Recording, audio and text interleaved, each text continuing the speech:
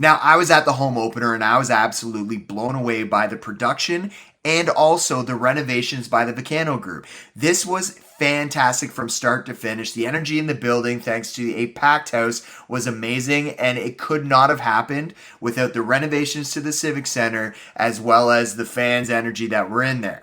Having said that, if we want to keep this team here long term and enjoy the economic fruits of the labor, we're going to need a new arena.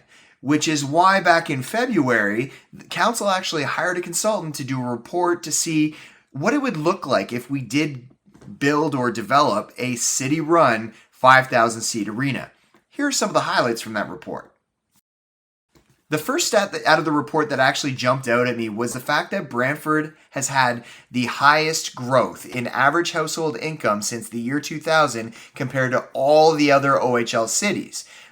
Not too bad for a city that's had little sibling syndrome for a long time. Actually, currently we sit 8th in median household income compared to all 20 OHL teams. That's pretty good.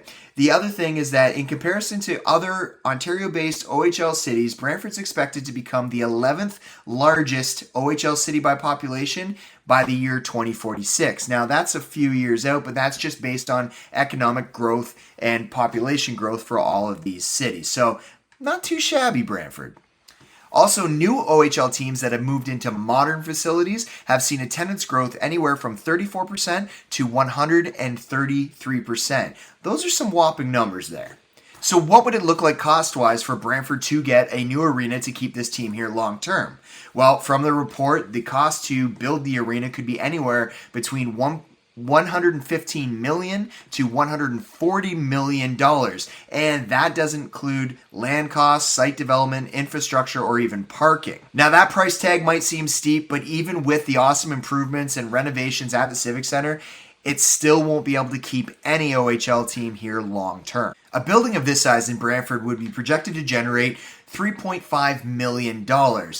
The same report also stated that the operating costs could get as high as $4.1 million annually, so there is about a $670,000 annual difference there, which actually is kind of in line with other city facilities of that size, according to the report. Now, Mayor Big Kev said that council wants to take the most out of this opportunity to build a top-tier sports and entertainment venue in order to further enhance Brantford's reputation as a sports destination. We are the tournament capital of Ontario, after all. Now, next steps in this recommendation is obviously finding out a suitable location for this new venue. There are going to be specific location recommendations made by the end of October, and the public is most likely going to be asked for their input in early 2024. Now, of course, this is obviously going to be years and years away, but we need to start planning now if we want to make the Brantford Bulldogs a long-term fixture here in the city. So what do you think? Are you looking forward to a brand new city-run sports and entertainment venue? What did you think about those projected costs?